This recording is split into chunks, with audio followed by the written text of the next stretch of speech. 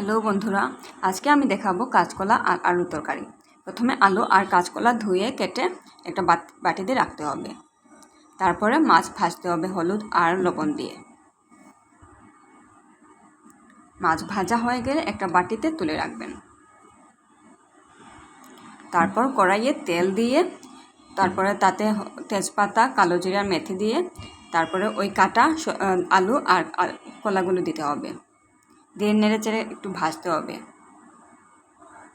তারপরে লবণ আর হলুদ দিতে হবে, নাড়তে হবে। তারপরে গুঁড়ামরিচ, ধনিয়া আর জিরের গুঁড়া দিয়ে আবার ভাজতে হবে, নেড়েচেড়ে ভাজতে হবে। তারপর পরিমাণ মতো জল দিয়ে ঢাকনা দিয়ে ঢেকে দিতে হবে। এই যে তৈরি হয়ে গেল আমার কাঁচকলা আর আলুর তরকারি। অনেক টেস্ট এটার। ধন্যবাদ সবাইকে, সাথে থাকবেন।